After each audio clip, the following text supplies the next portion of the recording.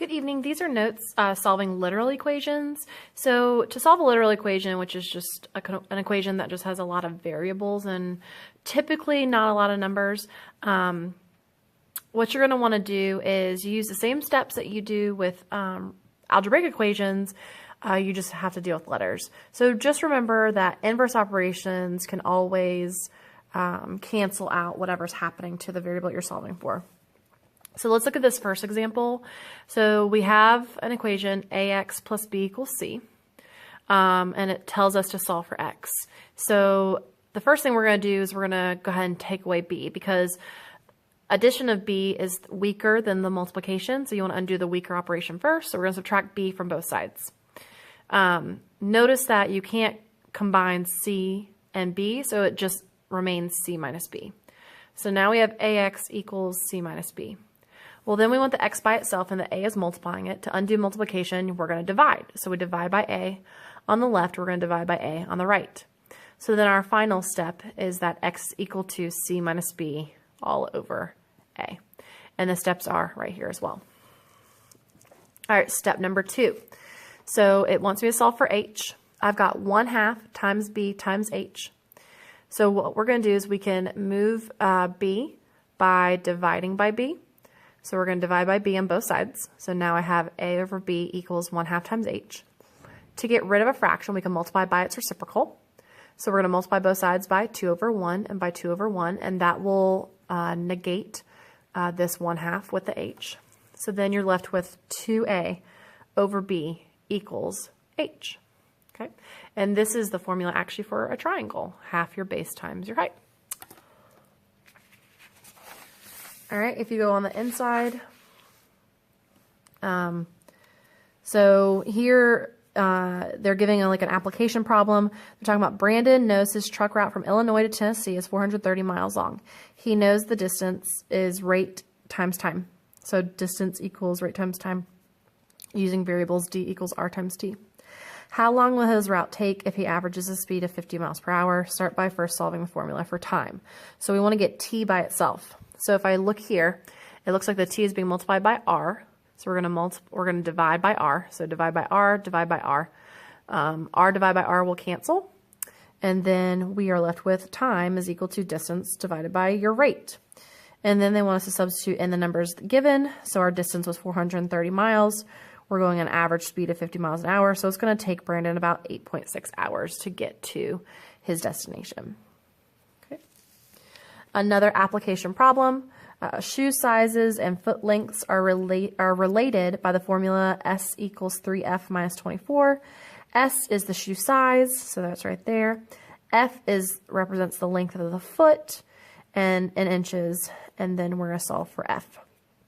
So if we look right here, we know that this subtraction of 24 is weaker than this multiplication of 3, so we're going to undo the subtraction by adding 24 to both sides. So if I do that, that will go away, and then s plus 24 is just s plus 24 equals 3f, and then I could divide both sides by 3, and then I'm left with s plus 24 over 3 is equal to the foot length, and then that is your answer. Okay. All right, so over here we're going to try some. Some of these are repeated, so this one should look very familiar. It's what we use for Brandon. So we're going to try to get r by itself. So d is equal to your rate times time. We want to get the r by itself. So I'm going to use a highlighter to represent the letter, or excuse me, the variable that I want to be by itself. Okay. So I ask myself what's happening to r. So it's being multiplied. So I'm going to undo multiplication by division. And t divided by t will cancel each other out. And then d divided by t. Well, I can't simplify that, so then it's just distance divided by time is equal to my rate. Okay. All right, over here, I'm going to rewrite this because I don't like the way that this is set up. So I'm going to do 3k, all that divided by t. And I want to solve for t. Okay. Now, right now, t is the one that's dividing. So what I want to do is I actually want to multiply by t, because what that's going to do is it's going to cancel it over here, and then it's going to put it over here. Okay, so whatever I do to one side, I do to the other. So those will cancel. So now I have t times v equals 3k. And then again, I still want the t, so then I'm going to divide by v. And then now my t is by itself, so now I have t is equal to 3k over v. Okay. All right, next I've got my, this is your perimeter equation. So 2L plus 2W gives you your perimeter of a rectangular shape or a quadrilateral, okay? So we're going to solve for W. So we got to ask ourselves what's happening to W. There's a 2 multiplying it, and then there's a 2L being added to it. Well, what's weaker is the addition, so I'm going to undo this addition by subtracting 2L from both sides. So I'm left with P minus 2L equals 2W. I'm then going to divide by 2 so that this W becomes isolated. If I do it to one side, I'm going to do it to the whole other side. So then P minus 2L all over 2 is equal to W.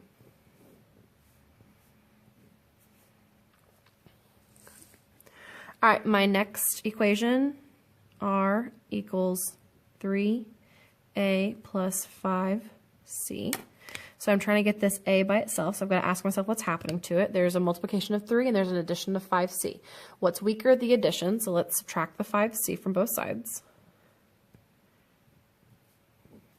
R minus 5C, I can't simplify that and put and combine like terms, so I'm just going to bring them both down. So R minus 5C equals 3A. Well, I want the 3 to go away, so I'm going to divide by it. So divide by 3 and divide by 3.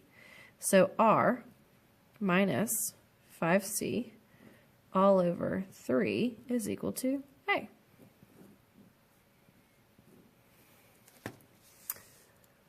All right, this next problem, we've got Q equals C plus D all over 2. And it's saying that I want to solve for C. So I've got to ask myself what's happening to it. It's being added with D and divided by 2. Okay, so here's where I'm going to stop you, because most of us would say, oh, let's subtract the D first because that's weaker. Yes, I agree that addition is weaker. However, this technically is a group right now because this whole group is being divided by 2. Grouping, or parentheses, is the strongest. So we're actually going to leave this alone until we can get rid of the other stuff. So the opposite of dividing by 2 is multiplying by 2. And then if I do it to one side, I'm going to do it to the other. So that will cancel each other out. And then I have 2 times Q, which is just 2Q, equals C plus D. I'm solving for C, so I'm going to get rid of this D by subtracting D. And then now I have 2Q minus D equals C. And then I'm done there. Last problem on this page, y equals mx plus b, solve for x. And this is actually an equation we're going to be using when we start talking about linear functions. So y equals mx plus b. I want us to solve for x. So the m is multiplying it, the b is adding to it. So what's weaker? The addition. So let's subtract. Let's subtract. So y minus b equals m times x. Divide by m.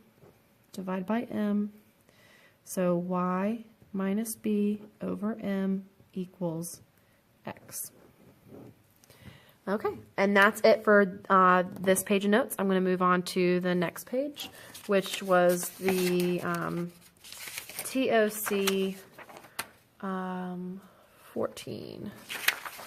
And it looks like this. Okay. I'm sorry for it being wobbly. All right, so this is TOC 14, and I'm going to do the front with you, and then the back is what I want you to try on your own. Okay, so that's why it says you try. All right, so again, so solving for variables, specifically solving for y. because we're going to be focusing later on to linear equations. For the most part, we're going to use slope-intercept form, y equals mx plus b, which is the problem that we just did right here. And then to help us prepare for transforming equations into slope-intercept form, we need to practice solving for y, okay? So right here, we just want to get y by itself. So if I know I'm solving for y, I'm just going to go in and highlight all my y's. So I know that that's the variable I want to isolate in all of my problems, okay? Some of these are going to be a little bit easier than others. Some are going to take a little bit more time, but I know that we can do it. So I'm going to zoom on in so we can get started. All right, so what's happening to y? There's an x being added, so the opposite of addition is subtraction. Do it to both sides to keep the equation balanced. So y is equal to 6 minus x. I personally like to write it with the x being first because y equals mx plus b. You can see that the coefficient with the x comes first. I will accept for now, since we're not actually in linear functions yet, I will accept 6 minus x. So both of those I will be okay with, but typically when we start getting into linear functions, we will need to write our x first just to keep it in proper form. All right, so we want the y to be by itself. So the 2 is multiplying it, the 3 is being added. The weaker one is the addition, so let's subtract from both sides. So 2y equals x minus 3. And then we're going to divide by 2, divide by 2. So y is equal to x minus 3 over 2. And then one more thing that I do want to tell you is that when we do get here, a better way to write it, because when we start talking about slope and y-intercept, is we actually need to go ahead and divide each individual term. So y is equal to, well, x divided by 2 is just 1/2 x, and then minus 3 over 2. So we kind of just divide everybody by 2. Okay, so both of those are equivalent. This is just going ahead and dividing each term by 2. Okay, this next part, I want to go ahead and subtract the 4x because it's being added. So this gives me 4y equals negative 4x plus 20. Again, if you have 20 minus 4x, that's fine, but I'm going to do it this way because that's what I'm used to. And then I want to divide by 4. And then I'm going to show you something super cool. So I could just do like this, divide by 4, because that really means I am doing it to everybody. So I'm keeping the equation balanced. So this then becomes y is equal to, well, negative 4 divided by 4 using my integer rules is negative 1. And I know that with negative ones, I normally don't write the 1, so I'm just going to say negative x. And then 20 divided by 4 does give me 5. All right, moving on over here. So we've got this 2x being added to this 3y. So I want to undo this addition of 2x. So I'm going to subtract it from both sides. Again, I like to write my variable first. So negative 2x plus 9. That's the order in which I'm going to write it. And then this 3 is multiplying the y. So I'm going to divide by 3. And then if I do it to one side, I have to do it to everybody on the other. So I'm going to divide everyone else by 3. Okay, that's the same thing as writing everybody over 3, and then I'm just going to simplify. 3 divided by 3 is y, negative 2 over 3 is just negative 2 over 3x, and then 9 divided by 3 gives me 3. And this is correct slope-intercept form. And your teachers next year will really, really appreciate that you know how to do this. All right, number 5, the y is pretty much almost by itself. We just have to get rid of this minus 1/2 x. So how do you get rid of a subtraction? You add. So add 1/2 x, add 1/2 x. That cancels. So y equals 1/2 x plus 10. Again, if you have 10 plus 1/2 x, that's fine, but this is the better way to write it. And then our last one, we need to go ahead and subtract 3x from, oh, why did I highlight the x? I did not mean to do that, so the y actually should be the highlighted one. That was an accident. Okay. So subtract the 3x from both sides.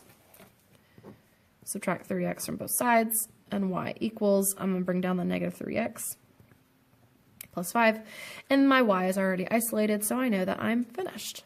Okay, all right, so now your goal is to go on the back and to complete the rest of these problems. You've got 4 And then you've got a word problem where you do need to write an equation to show the relationship, and then I need it to be solved for y. Okay? All right, if you have any questions, please leave any comments at the bottom of this video or just ask tomorrow in class. All right, I hope you guys have a great night, and I'll see you tomorrow.